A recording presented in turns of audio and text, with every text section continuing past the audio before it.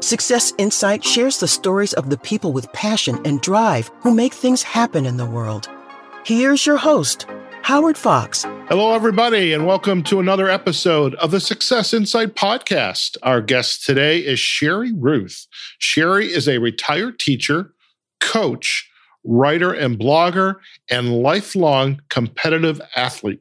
She is also the author of 50 Positive Affirmations for Inner Strength and Self-Fulfillment, which was published in April of 2019. Sherry, welcome to the Success Insight podcast. Well, thank you, Howard. It's my pleasure. So thanks for having me. All right. There's so much about you that I think we could spend a couple hours just having a chat. I mean, you've been a teacher, a coach, now you're an accomplished author and a competitive athlete. So let's, if you wouldn't mind, give us kind of a little flavor of when some of this interest in teaching and writing, the athletics, how did that come about for you?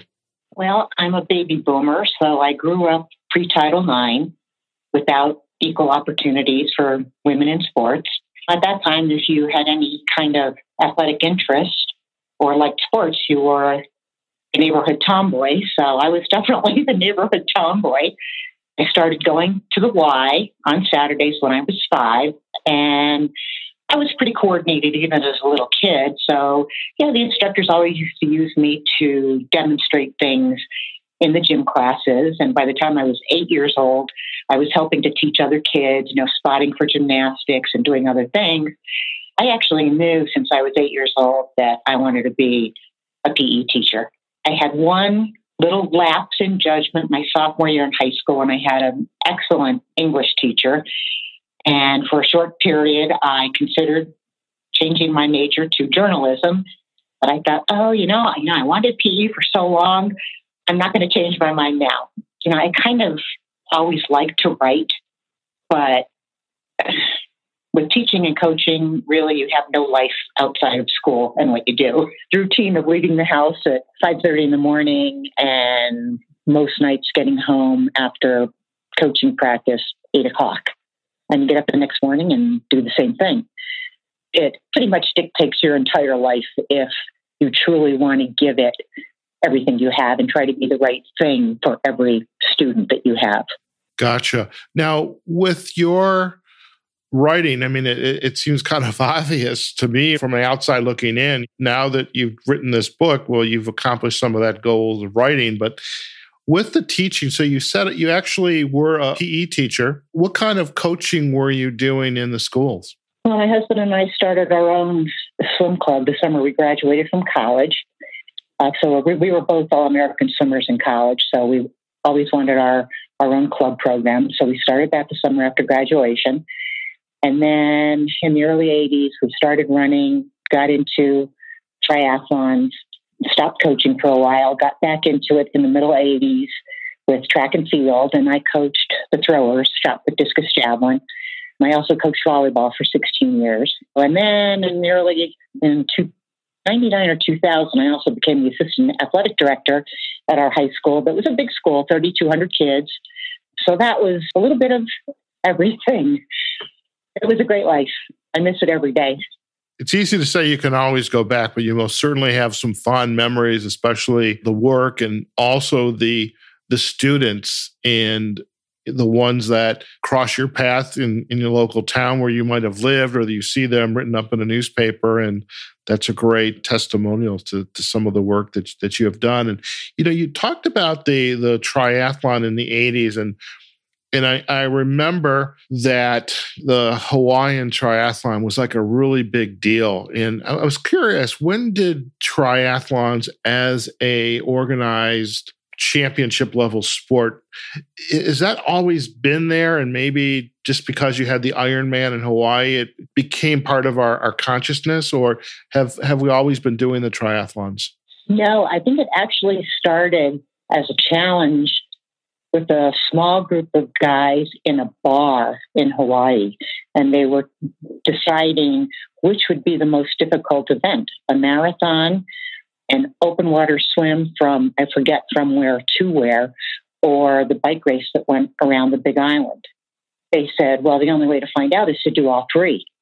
So when they had no support, there was no anything. I mean, this original group of guys, and I think it was somewhere in the neighborhood of maybe 12, they did this all on their own. And then I believe it was Sports Illustrated picked up the story the following year when they did it again. And that's what kind of brought it into the public eye. So I think it started with them in 1979, and my husband did the big one in Hawaii in 1982. Oh, wow. So this is really at the early life. Oh, very, very Wow. early. And, it's a totally different experience then than it is now, because there was really no prize money. We were riding bikes, touring bikes that weighed 26 pounds. There was no energy replacement, no Gatorade, no gels or, anything for nutrition along the way. We just pretty much got out there and did it. They had aid stations by then, but it was a different kind of environment. Everybody just was very supportive of each other. It was a smaller group. There were only a handful of races on the East Coast at the time, so you saw the same people at the same races, and everybody just wanted everybody to finish and do well and be safe. And and then when they started offering prize money, there were issues with the competition and some athletes flattening other athletes' bicycle tires and that kind of thing. So it's almost like the sport changed a lot from what it was once they started offering prize money. And as it got bigger and bigger and bigger, and because back then it was the Bud Light Ironman triathlon. So Gotcha. But it was a great experience. Oh, no doubt. And I have a friend here in Chicago that, I don't know, maybe she doesn't live in Chicago. She's out on the East Coast now, but she was training for the triathlon. And it's been wonderful to kind of see her progress over the years. And I don't know, I'm not going to share anything about how physically in shape I am or out of shape. Let's just say, I don't know there's a triathlon in my life. I know that's why we're going to talk about your book. Okay. We're going to talk about the book. Well, let me just say that even for your friend, the race itself is nothing compared to the preparation you need to do ahead of time. And it's that day in and day out, hanging over your head all the time, knowing that you have to get so many miles in a day, and you have to do this, and you have to do that, and you have to do this race ahead of time. And, it's like anything in life. It's the preparation that it ends up being the much bigger deal. And as long as you're prepared, success is almost inevitable. How do you begin to prepare for an event like this? Your book talks about the 50 positive affirmations, and in there are elements of what it takes to set a goal and to go out and chip away at that goal a little bit at a time till it becomes perhaps the goal changes from a little goal to a bigger goal, or being tuned into your health and well-being. I think you and I chatted a couple of weeks ago when we were scheduling the podcast, is me getting up out of the chair and going outside for a walk. So what is the preparation for this type of rigorous event? Because I'm actually was curious about that, and also the lessons you learned about yourselves and your husband, because he was doing it with you. What was the lessons you learned about yourselves in taking on this challenge of doing this type of rigorous race? I already knew a lot about myself because of having been a competitive athlete all my life. And I know I'm very competitive. I know I'm very driven. My personal affirmation for myself is I can make myself do anything. And I believe that about myself, that if I really put my mind to something, I can make myself do anything, not just physically, in terms of racing or whatever, but with anything else in life as well. So it was probably because I had so much athletic experience ahead of time, and swimming, the training that you do for swimming very easily transferred over to training for the run and also training on the bike, and because of our physiological and PE knowledge, training-wise, I think we were a little bit ahead of the game. And we employed some training techniques that people weren't doing yet, just because of how we knew how to train from swimming. We were fortunate that because we were swimmers, we didn't have to spend a lot of time in the pool training. The benefit that we would have gotten in improvement in time for spending a huge amount of time in the pool would have been insignificant compared to what we could have gained by training more on the bike and on the run. We worked full time while we were doing it. So it was early mornings. There were plenty of days I would do 20-mile runs before school. You ran during lunch, got another running workout after school. Weekends were pretty much, taken up with long training rides on the bike. But so much of it is mental and your perspective and your drive. And we have been using positive visualizations with our athletes since the middle 70s. We've been using positive affirmations, positive self-talk with them. This has kind of been just the way I've thought all of my adult life. And actually, one of the little things that we did for ourselves, because the bike was 112 miles for that race, we each put a piece of tape on our handlebars that said, "I feel great," so that when you're looking down and all you see is the road and your handlebars, that's all we saw on the bike was, "I feel great." So you tell yourself you feel great. It's so much easier for people to talk negatively to themselves and talk themselves down rather than to be positive and talk themselves up. So I think for a lot of people, that's really the biggest challenge they have in any kind of long-term goal like that, whether it be something physical like a triathlon or whether it's job related or relationship related or parenting related or health related or whatever. And you need to have that positive self-talk to reinforce the goals that you're trying to achieve so that you actually believe that you're going to achieve that goal and you have a written timeline for it. What comes first? Is it, if I have this goal, whether it's a physical goal of running a marathon, doing the triathlon, some other... Or losing 20 pounds. Or losing 20 pounds. Do you work on the self-talk, the visual component, the mental component? Does that come before to get people in the frame of mind? And the reason I ask is, like your book, and you alluded to it in the book, is every one of these affirmations, they're very short affirmations, folks. And then there's a note page in the book where you can take notes about that affirmation, where you're at or where you want to go with it.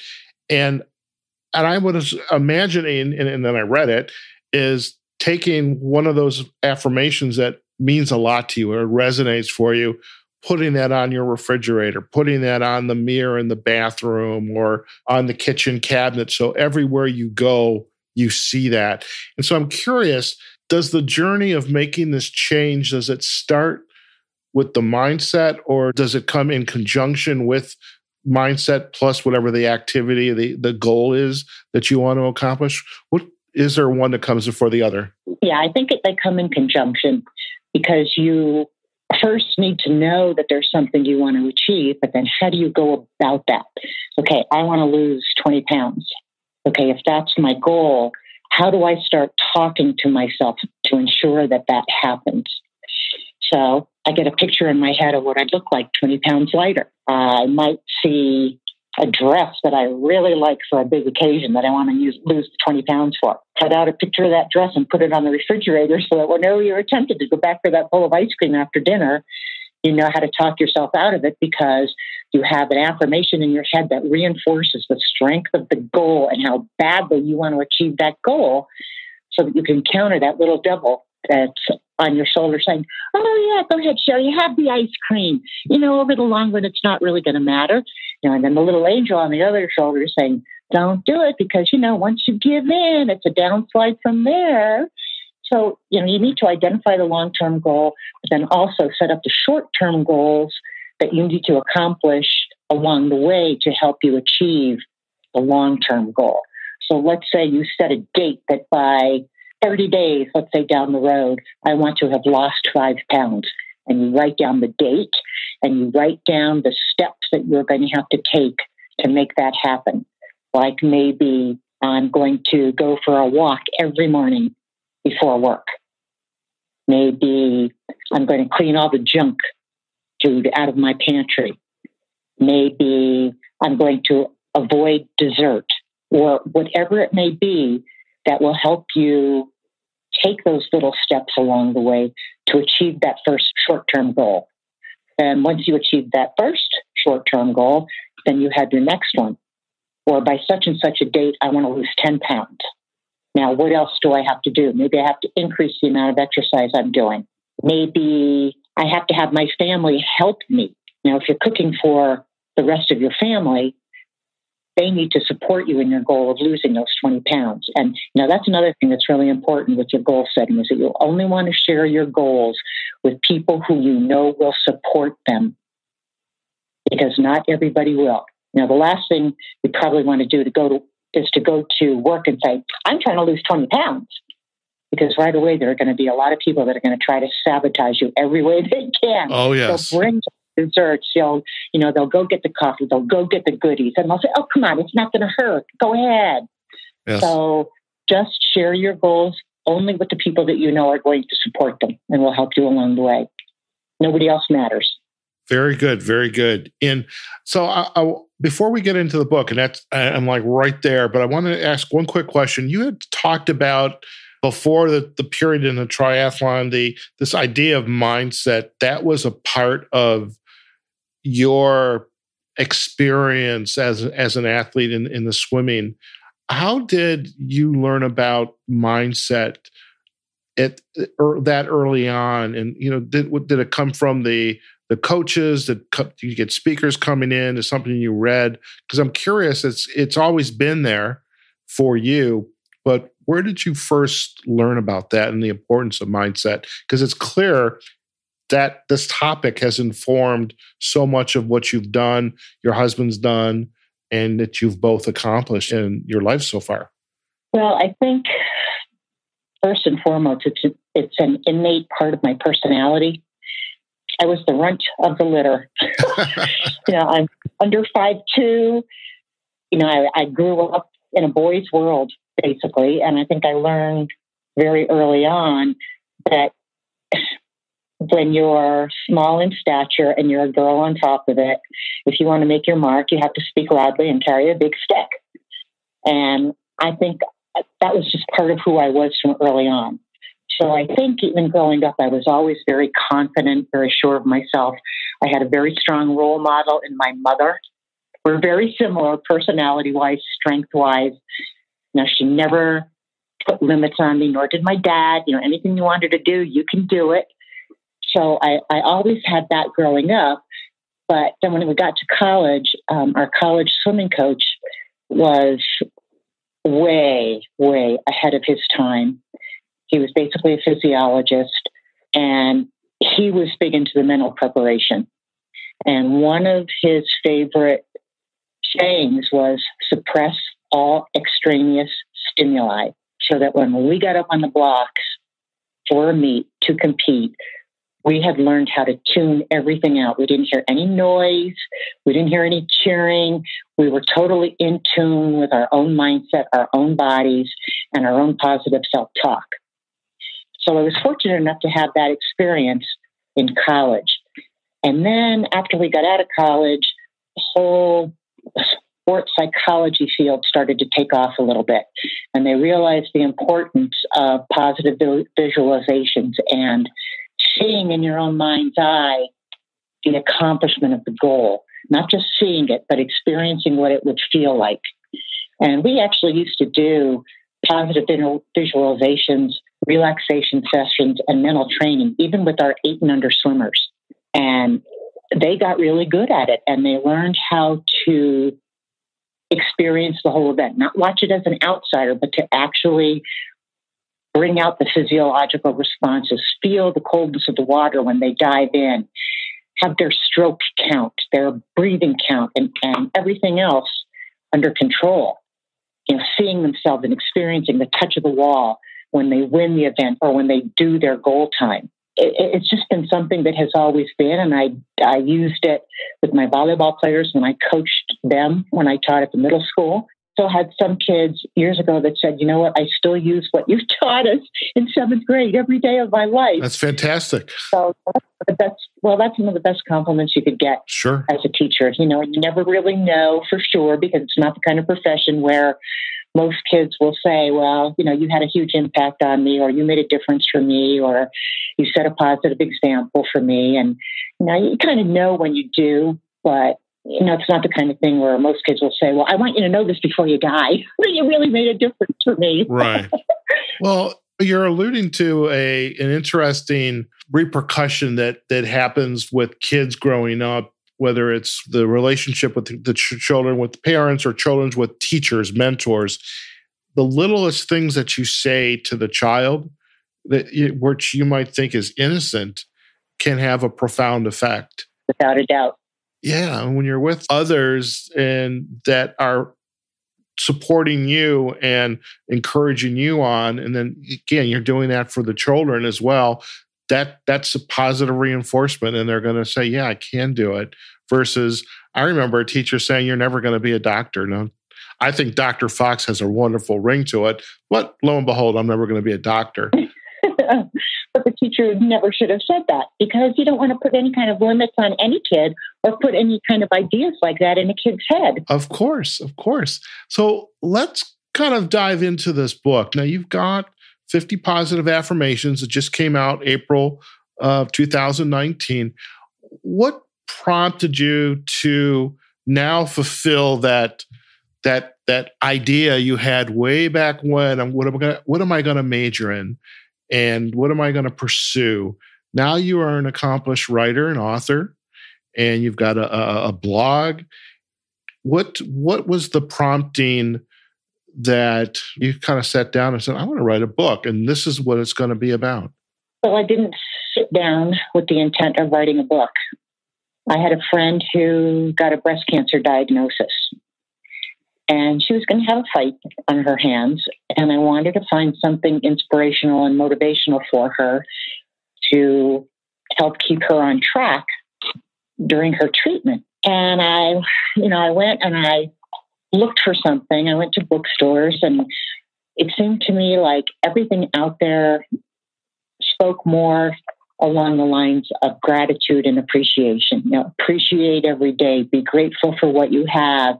And I looked at those things and I thought, geez, that's like admitting that you have one foot in the grave.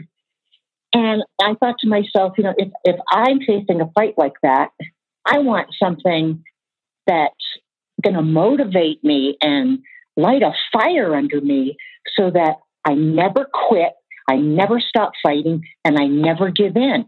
So I really couldn't find anything like that. So I bought a leather journal, and I did this by hand, and I printed up the affirmations and I pasted them in the leather journal with the old photograph corners from the old days.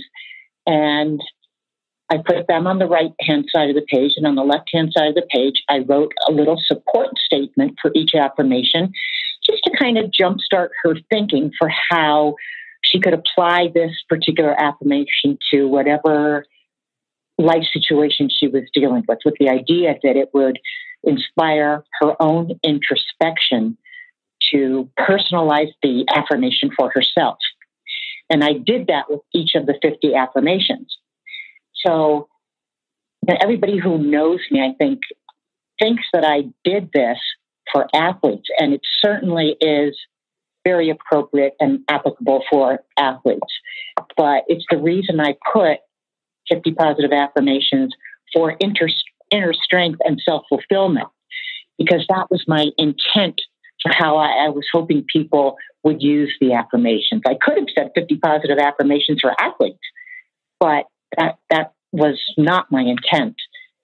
So I put this whole thing together and I gave it to her, and I ended up doing another one for my physical therapist's wife, who was having some major surgery. And, my husband looked at all this that I had done, and he, went through everything, and he said to me, this is really good. You should do something with it. So that's how it came to become a book. It really was not my original intention. Well, it's such a fantastic story. And one thing that's crystal clear, I mean, coming from the athletic aspect of your life, which has had a profound effect on who you are today in that journey. But and I think you're entirely correct. These affirmations, it's not just for the athlete. It could be for someone like your friend or the physical therapist's wife who is going through very crucial issues, important issues that hopefully are resolved positively. But anybody that's going through struggles, the father who wants to go back to school and get his degree, somebody who embarks on a new career, and I mean, heaven knows, I mean, these positive affirmations definitely align with what it's like being a solo entrepreneur as a coach, is because you're out there by yourself, and we get rejected all the time. Somebody doesn't want us, or, I hear this from book authors as well. In fact, we did an interview recently with Eric Siegel. He's down in, it's down near Colorado Springs. He wrote a book, and the rejection from 50 publishing houses before the one publisher said, yeah, this is a great topic. We want to publish your book. And so when you fall short in something you set out to do, we could put our tail between our legs and go walk away and sulk, or we can pick ourselves up and learn from that mistake or that challenge and try again. Well, that's exactly right. And there's so much negativity out there, and we can be so hard on ourselves, and there can be so much self-doubt that can absolutely take over your entire life, and you can lose your sense of self with that. So the whole idea with the positive affirmations is that you have this bank of sentences that are incredibly meaningful to you for whatever situation you're in. And it could be divorce, it could be health related, it could be parenting. I've thought to myself, if parents could teach their kids how to think like this from the get-go, bullying would not be an issue, because the kids would have enough self-worth and they would know how to think about themselves to be able to disregard all the negativity that's out there. But they don't know how to do that, because it's so much easier to fall into that pattern of negativity and doubt than it is to work at learning how to retrain your thinking from the negative to the positive. It's like divorce. Some people look at it, it's just easier to sign the divorce papers and be done with it. But it's a heck of a lot harder to work at that marriage to make it work and be productive for both partners. And that's kind of the agreement you have to make. Is it worth the work? How badly do I want this? How far have I fallen from where I was hoping to be at this point? And what do I need to do to help pull myself back up? And it's all with perspective and how you think in your own head. You can talk yourself into doing anything. I'm a firm believer in that. I believe the body can heal itself if you help it and you know how to focus your thinking. And you can talk yourself into doing something just as easily as you can talk yourself out of doing something. You just have to know how to do it, and you have to practice it enough so that it becomes a habit for you. That's the hard part. I love it. Of these affirmations, is there one that is just so special to you? Like, this has been with you for just such a long time, and it's a part of who you are today. Well, I think my favorite one personally is I can make myself do anything. That's one that has always resonated for me. It's what turned me into an artist. When I saw a piece of artwork that I couldn't afford, and I thought, I think I could make myself do that. I knew nothing about paint, nothing. And I just sat down and I made myself do it. And I ended up with some of my artwork in a gallery in Estes Park and in a gallery in Sedona. So, I've experienced this myself on multiple occasions over the course of my lifetime. But there's another one that's really special to me, and the circumstances around it were not good. My husband had, several years ago, was found that he had an aortic aneurysm. And he needed to have his aortic valve and his whole aorta replaced. Now, this is a guy who has had a totally athletic lifestyle tens of thousands of running miles too, and triathlon, all-American collegiate swimmer, the whole bit. And this is something he was born with. And I have one former student who is the head of a cardiology department at a major hospital back in Pennsylvania where we taught. And he looked at my husband's, all of his information, and he says, I don't know how you made it to collegiate swimming. So this was, almost an emergency kind of situation. And we went to Baylor University Hospital in Dallas to have it done. And I'm sitting in the waiting room.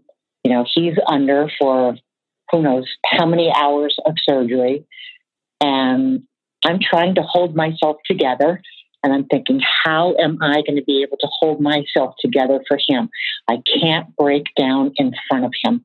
For as difficult as this is, I have to keep myself together. And that's when this affirmation popped into my head that I am as strong as I am willing to make myself be. And I thought, that is absolutely the truth. I'm as strong as I'm willing to make myself be. And that changed my whole perspective. I got my act together and held myself together. And to this day, that has been very meaningful to me. And I have applied that with various aspects of my life as well since then. Fantastic. And thank you for sharing that with us and that story. I really appreciate that. Oh, you're welcome.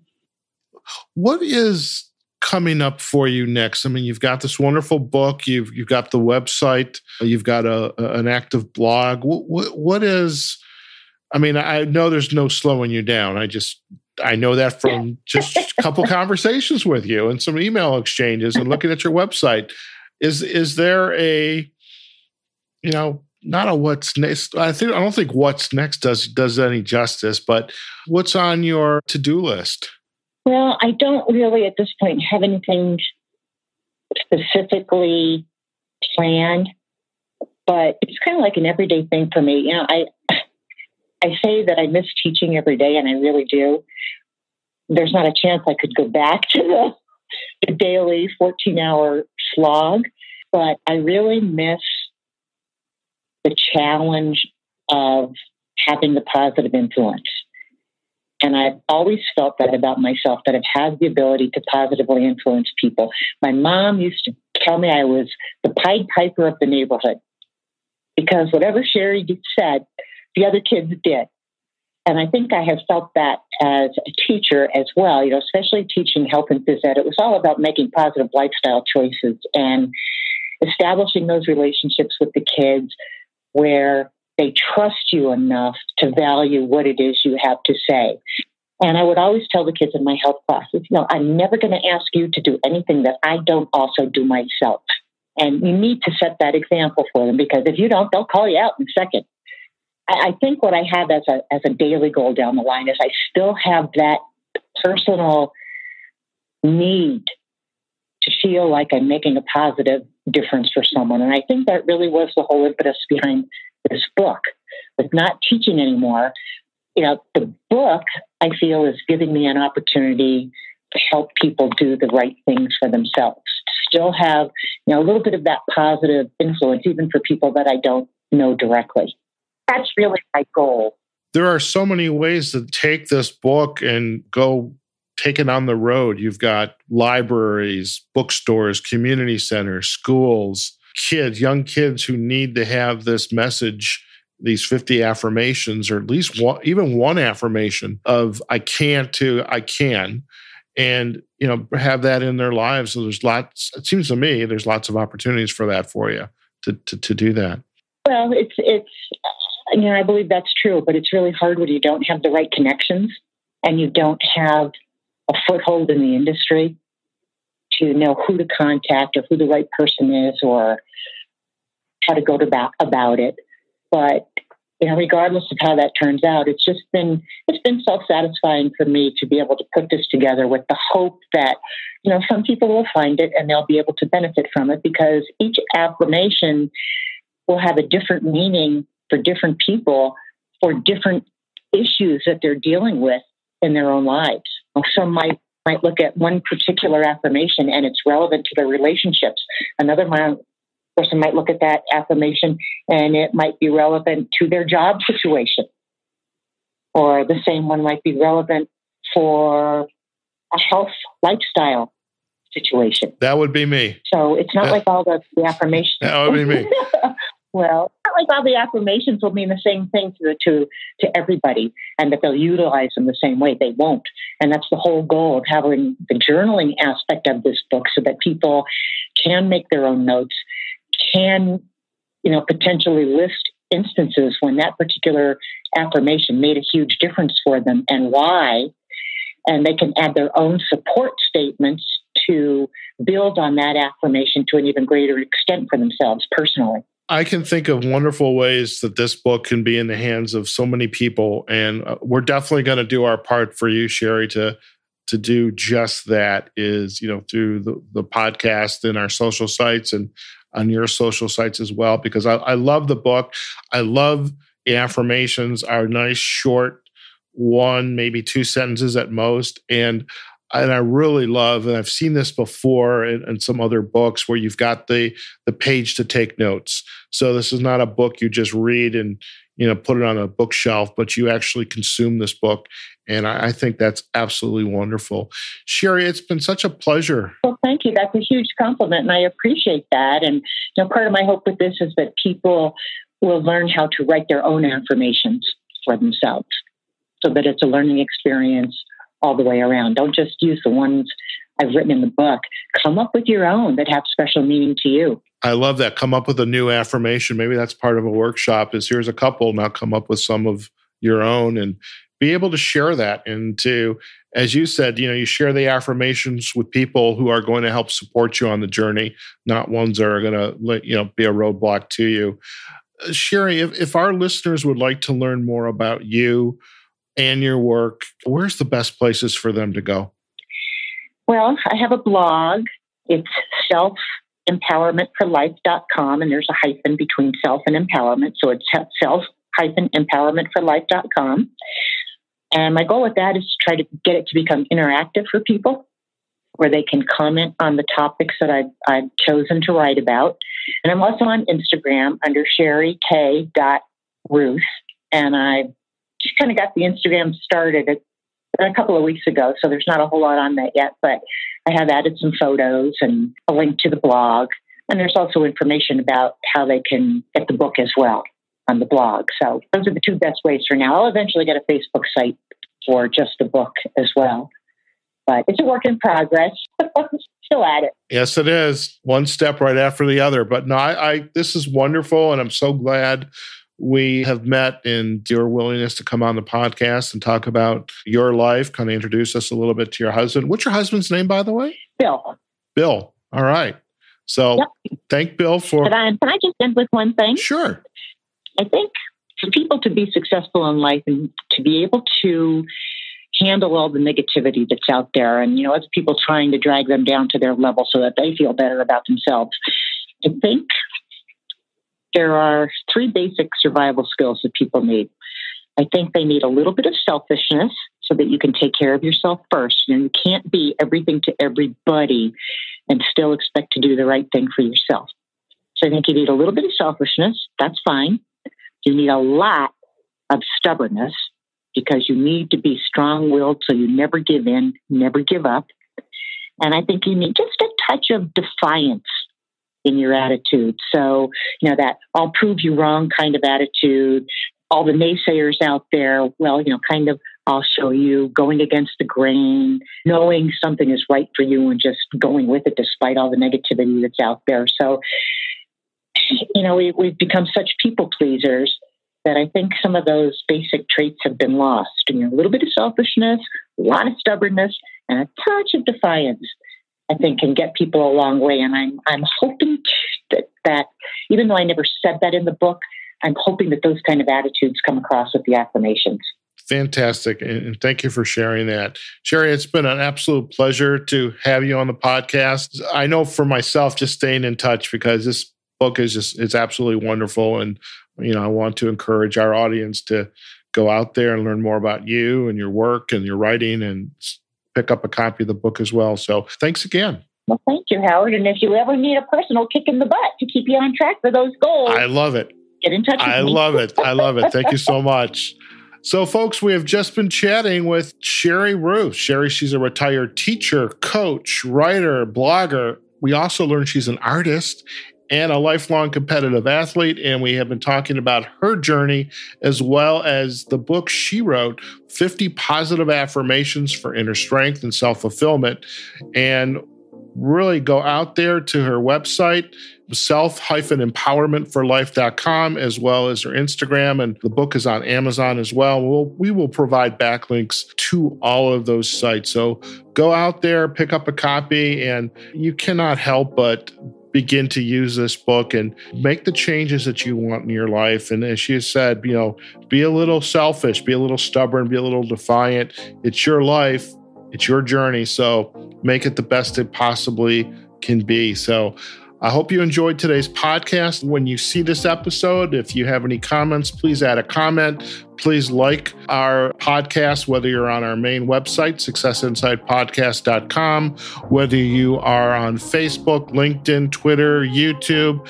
You can follow us on any of these platforms as well. We just love to hear from you and really want to hear about if you've picked up a copy of the book or you've seen, for example, Sherry's work on her blog. What are your thoughts here? What's going to make a difference for you? So as we say every day, wherever you are, whatever you're doing, go out there and have a phenomenal day. And we'll see you on the next episode of the Success Insight Podcast. Take care now. Success Insight is a production of Fox Coaching and First Story Strategies. Find us online, successinsightpodcast.com.